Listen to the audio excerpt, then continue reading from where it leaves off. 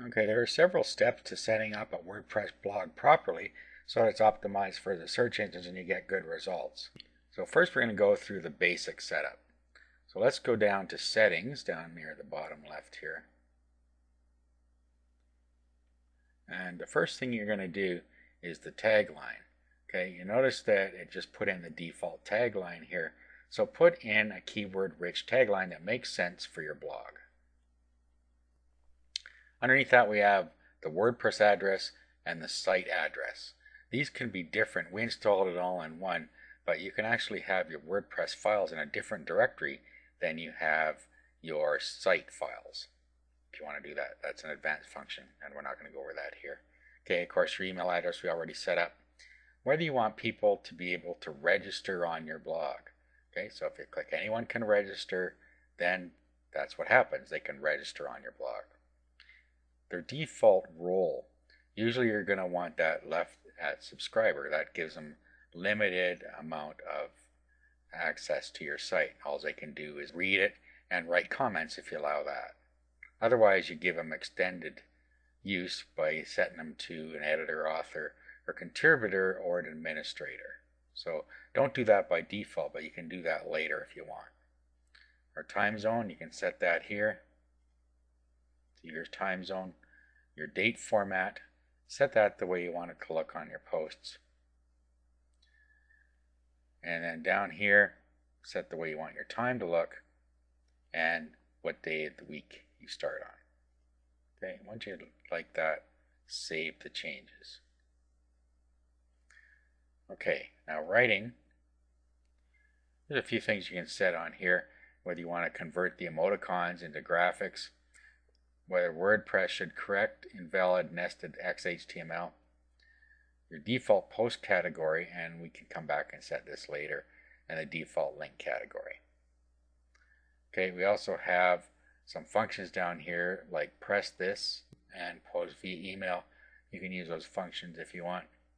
Whether you're going to allow remote publishing by an Atom feed or a desktop application, you can set that up here.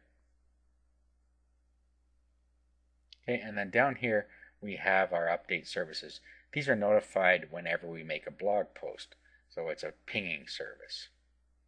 Okay, so if you want to change anything there, you can save the changes. We're going to come back to reading a little bit later. Let's go into discussion. This is where you decide how you want your comments handled. You can either turn your comments completely off, you can turn them on unrestricted, or you can do something in between. Now I suggest that you don't leave unrestricted comments. You'll just get a whole pile of spam on your blog, and that's probably not what you're going to want. Okay, so you can set these options here to the way you want them to act. Okay, so you can look through the options and decide for yourself, but I'll show you what I always set. Okay, first this one, attempt to notify any blogs linked to from this article. I turn that one off. Allow link notifications from other blogs, pingbacks and trackbacks. I turn that one off. Allow people to post comments on new articles. I leave this on, but only if I'm going to allow comments. Comment author must fill out name and email. I leave that on. Users must be registered and logged in to comment. Okay. Automatically close comments on articles older than X number of days. You can set that how you want. I don't usually touch that one. And whether you want to enable nested comments, that's a personal choice again. Okay, down here, you can get an email whenever anybody does one of these actions. And then further down, before a comment appears, either an administrator must always approve the comment or a comment author must have a previously approved comment. So you can set one of those the way you like. If you set this to comment author must have a previously approved comment, once you have approved one comment, then all the rest of their comments are going to automatically be allowed. Okay, so you can set these the way you want. I always put an administrator must always approve this comments. Okay, now down here we have a hold moderation queue and a blacklist moderation. Okay, so what you can do is put any type of words in either of these and it will do that function. So if you want to hold a comment whenever you see the word money, for instance, you can put that in there, and then go to the next line, and you can put any other words in there where you want them to be held for moderation. It can also be URL and email address, etc., whatever you want. Okay, down here, this is going to go to the blacklist. So you would put words in here that you automatically are going to blacklist anybody that does put those words in their post. Okay, so something like those, for instance. There's many more. And down here you have avatar handling. So first, whether you're going to allow to show avatars or not, right here. Here is going to be the rating of your blog, the maximum rating. So get this right, because if you're going to put restricted material on there, make sure that you let people know and the search engines know by clicking here.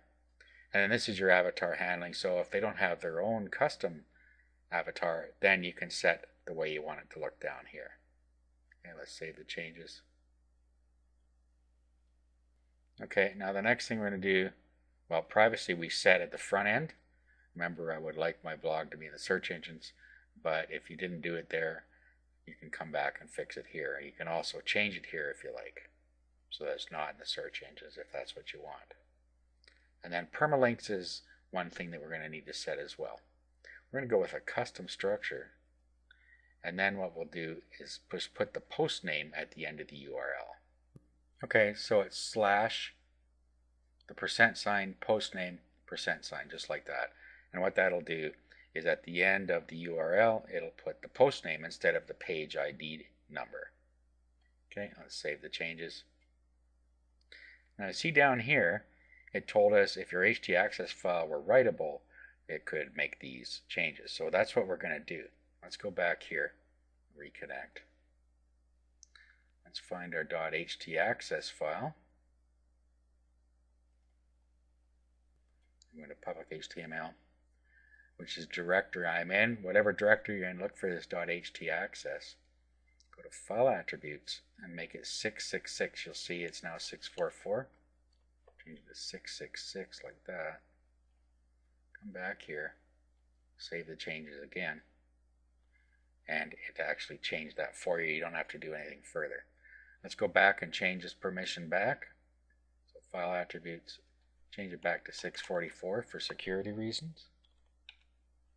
Also, we're going to need to change public HTML back.